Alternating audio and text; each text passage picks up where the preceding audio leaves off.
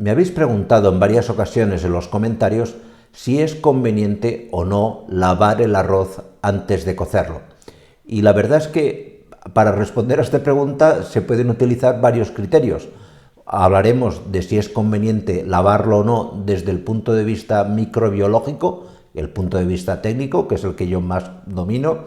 Hablaremos también de si es conveniente lavarlo o no desde el punto de vista gastronómico. Y por último, hablaremos de algo que seguramente va a ser lo más interesante para vosotros, de qué tipos de arroz conviene lavarlos y qué tipos de arroz, la verdad, no va a valer la pena lavarlos. ¿De acuerdo?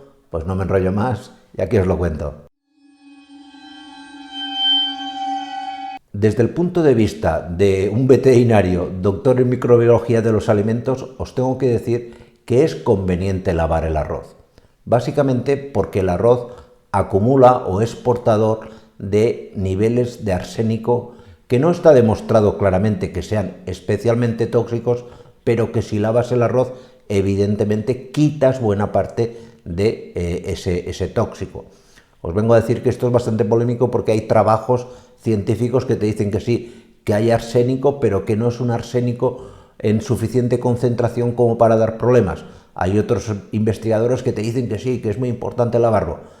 Por si acaso, yo os tengo que decir que todo el arroz lleva arsénico y que si lo lavas, pues oye, mejor las cosas como son. Cuando se aclaren ya diremos una cosa u otra, pero de entrada está demostrado que todo el arroz, que el arroz acumula este tóxico y que si lo lavamos, pues una parte de este arsénico nos lo vamos a quitar del medio. Y desde el punto de vista culinario o gastronómico, ¿qué os puedo decir? Pues básicamente, desde el punto de vista de la cocción del arroz, el principal hándicap o ventaja que tiene lavar el arroz tiene que ver con el almidón. Y me voy a explicar y lo vais a entender enseguida. El arroz es rico en almidón. En función del tipo de arroz, pensar que hay más de 40.000 variedades de arroz y algunas que tienen muy poco almidón y otras que tienen mucho. Aquí en España mayoritariamente el arroz que gastamos, el arroz típico de la paella, es un arroz rico en almidón. Es eso que cuando cogéis un granito de arroz veis en el interior como un punto perlado, más blanco, esos niveles altos de almidón. ¿Qué ocurre? Que cuando lavas el arroz, cuando pones el arroz en un barreño, lo sumerges, lo llenas de agua al barreño y le das una serie de vueltas, veis que el agua empieza a coger un tono blanquecino, un tono a veces casi lechoso. Es decir, estamos retirando el almidón. Y esto tiene una serie de repercusiones a nivel del punto de vista culinario.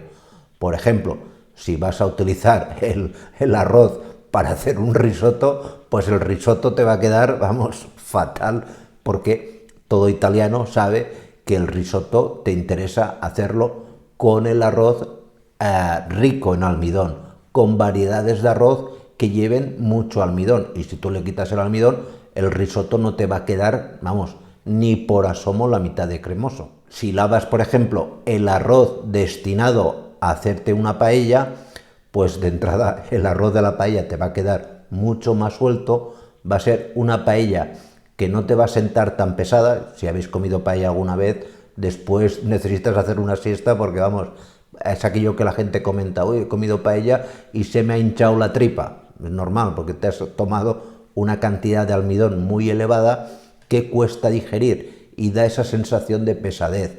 Por lo tanto, si lavamos el arroz antes de hacer la paella, pues lógicamente la paella nos va a quedar mucho más ligera.